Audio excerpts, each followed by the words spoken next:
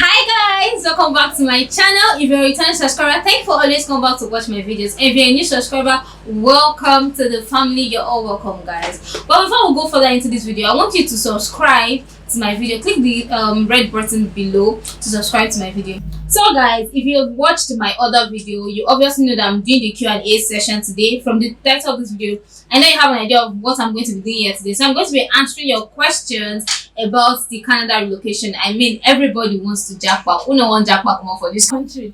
Okay, without further ado, let's get right into this video.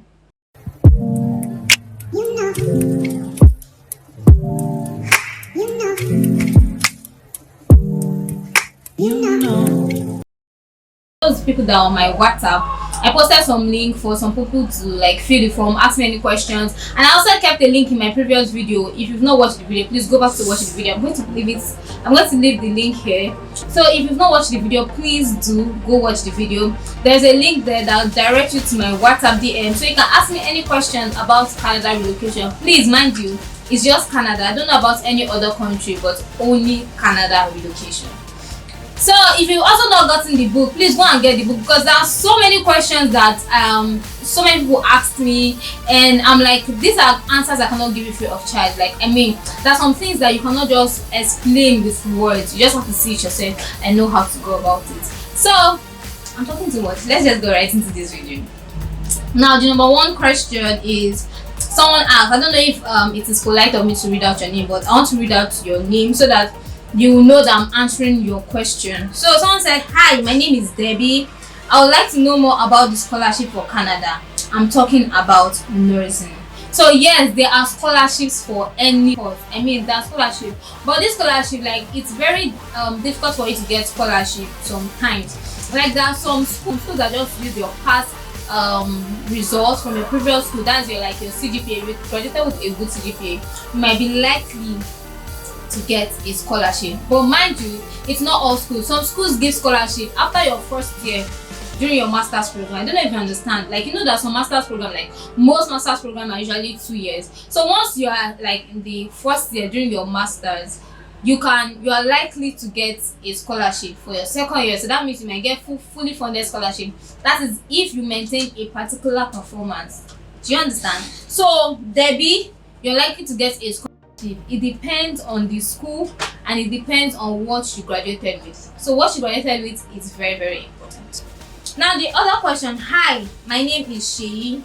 I want to work and stay in Canada, but I don't know how to go about it. Okay, Sheyi, I'm just in charge of the study route. The only way you can go to Canada through the study route. About you going there to just work and stay, I don't think I have an answer for you. It is just to study. If you're going to Canada to study, then from there you want to work and stay there permanently, then I can be of help to you. Just come into my DM and tell me that your name is Sheyi and I answered your question and I will get back to you. But if you just want to go there to work and stay without the study route, it might be kind of difficult. I don't know if you understand. So let's get right to the other question. Now this person asks, how much will it cost to school abroad?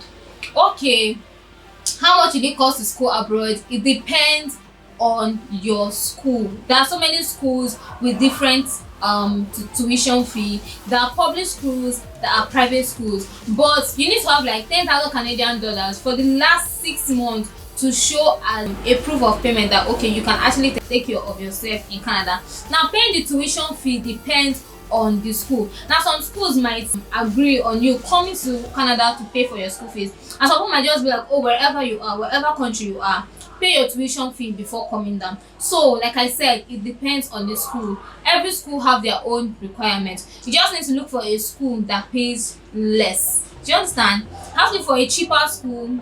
There are cheaper schools in Canada, obviously, but to get this, you also have to get the guide. So because there are tools on how to look for schools, either private or public schools, how to get scholarship, how to write your application letter, how to go about your visa processing, everything you need about JAPA from this country is in that guide. So you need to get the guide. The question said, you want to verify on how to get accommodation in Canada as a student. Now when I saw this question, I was like, I was not understanding. Like, are you in Canada already?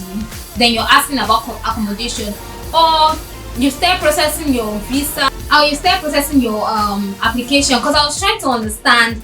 You said what to verify on how to get accommodation in Canada. Once you get to the school, once you get to Canada, I mean, accommodation is going to be very easy. And how to get accommodation is in the guide. Now, when you buy this book, there is a free bonus that I think the book is all about how to get accommodation in Canada, and one other book which I cannot remember.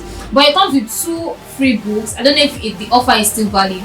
So if you're someone that has not gotten to Canada yet and you're already talking about what to verify and how to get accommodation in Canada, it's going to be somehow. I need to know where you are now. I need to know what you're doing at the moment before I can tell you, okay, this is how you get accommodation in Canada. I mean, you have to get to Canada first. Where is that?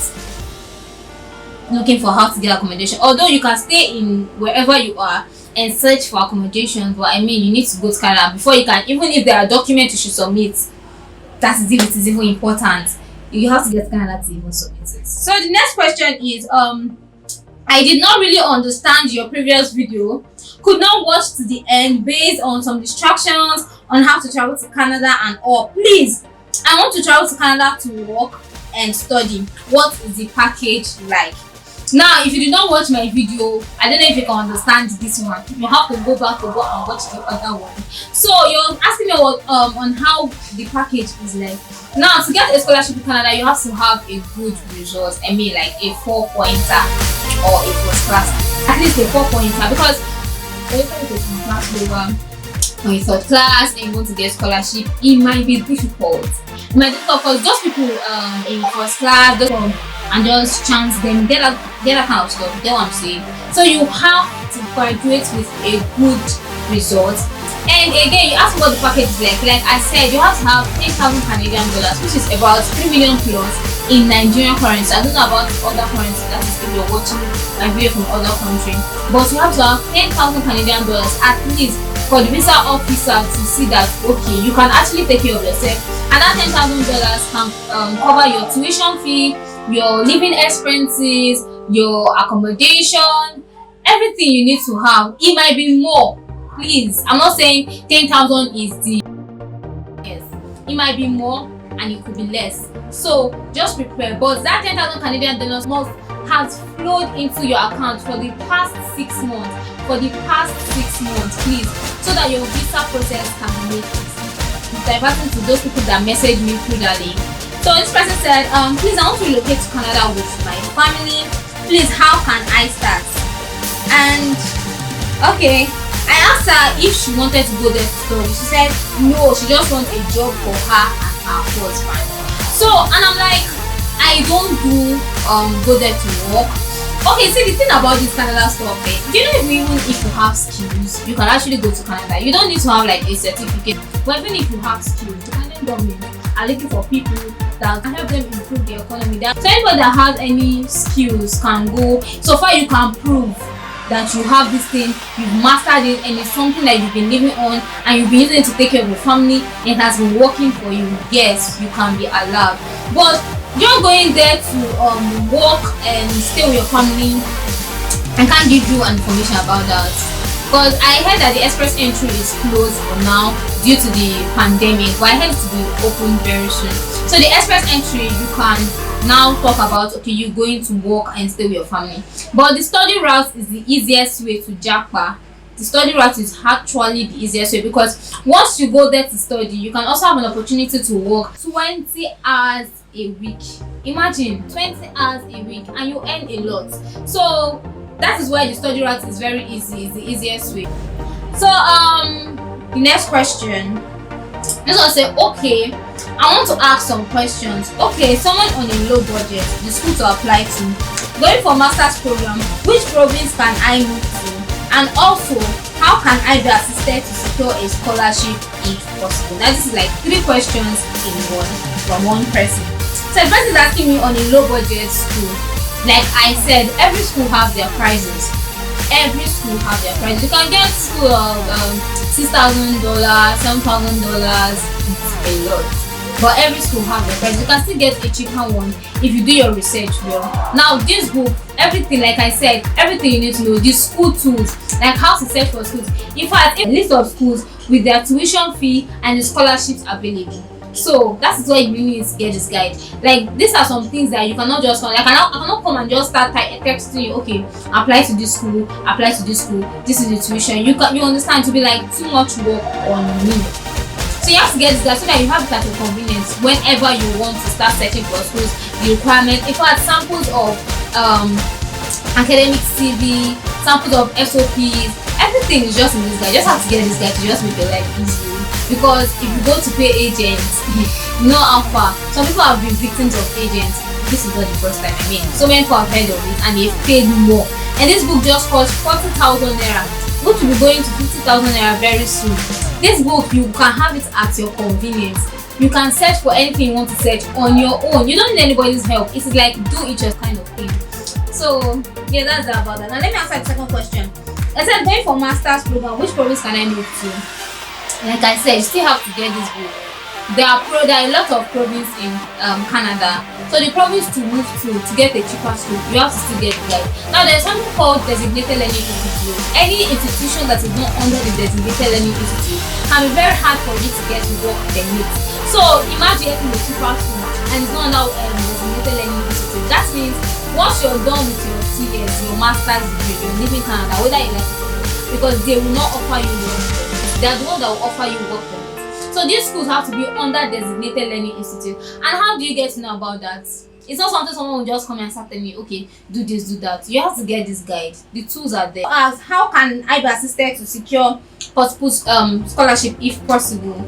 Like I said, the first thing first is for you to graduate with a good score. If you're a first class student or you're a 4-pointer, it is very easy for you to get a scholarship. But if you're a second class student, there are schools to apply to, but scholarship, no, or a first class person is going to be. So this person said, okay, yeah, I need guidelines on how to start my application. It's not hard. Once you get your required documents like your transcripts, your letter of recommendation, your bank statement, your SOP, everything, statement of that is SOP is statement of purpose or statement of intent. Once you get those things, start applying to schools. And I'll advise you, if you're applying to any school, please don't rely on that school. Apply to so many schools. So I say you need guidance on how to start my application, on how to start your application rather. Once you get this required document, you can start applying. Nobody is stopping you. Said, as an hustle guy in a hardship country, as I'm speaking, no more. I don't have high degree in education except my handwork as POP plaster or paring work and little knowledge in nail fashion design. How can I go about this? So I don't know what to say, but you have to have money to leave this country. That's one truth. You have to have money. It's just the scholarship. If you're going through the study route, the scholarship is just going to help you reduce the money. But you need to have money to leave this country. If you don't have money, nobody's going to sponsor your visa. No lecturer in Canada will sponsor your visa unless you have one family friend, someone that also wants to sponsor everything. But honestly, you need to have money to say you want to leave this country. You need to have money, and it's better to make that kind of investment that will pay off later in the future. So I understand the country is hard and that's why so many people want to leave, but before you leave, you need to save up so that you can better your life by leaving the country. And if you have skills, like I said, if you have skills, you can also apply. Now when this person texted me, I told the person like everything, I've answered the person, but I'm just reading out this question so that other people can also learn from it. Now when this person asked me, I told him that, see, with your skills, yeah, you can apply, but how to apply, you need to get the book, you need to get the guide. Because even me, I don't know everything that is in the guide, because everybody have their own issue they are dealing with. Some people have a good result, but they don't know how to go about it. Some people have been denied visa, but they don't know how to apply so they don't get denied other time. So you get, everybody have their own issue. So I cannot, because of you now, go and start reading the guide and looking for, okay, if you have skills or how to apply and come and tell you. You have to get the guide. And like I said, women's contact is important. If you're having any issues, if you're facing any challenges, she's always there to guide you, she's always there to give you advice. So I don't know what else you want when how to JAPA from this country is just at the tip of your finger. So it's your choice. So someone said, I was like, okay, yeah, I've tried sending applications to companies over there as a career or something, but none is willing to sponsor my relocation. Why is it like that? Like I said, nobody is going to sponsor your relocation, nobody is going to pay for your visa, nobody is going to pay for your flight, and the easiest way to leave this country is through the study route. Going there just because you want to work and stay is going to be very difficult, because the express entry for now is not open because of the pandemic. So to go there, you need to have money. Nobody, even if they need you badly, nobody will sponsor your relocation, because you know there are so many people that are scammers. So I mean, they will just be like, okay, if I should send this money, how am I sure this person is going to come? Nobody's trying, nobody's going to risk that. I mean, they are white people. Nobody's going to risk that. Everybody's mentality is different. So please try to understand that nobody's going to sponsor your flight, ticket, or anything as such, unless the person is your family member. That is understandable. But saying someone from abroad to send you money to come down just because you want to work for them, it's not going to make possible. So please, we should try to understand these things sometimes.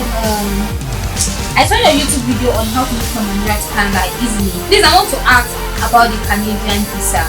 I've heard how taxing it might be, so I want to have how to get a study permit easily. Yes, getting a visa can be difficult. Like, so many people have gotten their visas denied so many times, probably because they didn't bring out the required documents, they didn't present it well, they didn't like look for a better way to do it. And or some people had criminal records. Like, if you have a criminal record and you've tried applying for visa before, they will know, the embassy, people at the embassy will know about it. Yes, visa can be very tasky if you don't know how to go about it, if you don't know the documents you should have, if you don't know the things you should do, if you don't know the process, if you don't know when to start applying. There's so many things that can get your visa denied, and this is why you need to get this thing. Because it looks like I'm just talking about this guy, because I've gotten the guide and I'm still working towards JAPA from this country too, because me said I'm not fitted for this country forever. I mean, I want to go there to do my masters. So all this kind of things, not like I'm coming here to just to talk about what I'm not sure of. This is something that I'm using and it's working. So you need to get this guide so that your visa cannot be denied. But if you have someone that you can rely on, that is going to give you assurance, even an agent that tells you that, okay guy, see your visa na legit, forget 100%, you don't get your visa, you don't work, they are lying to you. They are lying to you. They just want you to pay your money, because anything that has to do with visa doesn't have to do with them. They are not going to follow you to the embassy.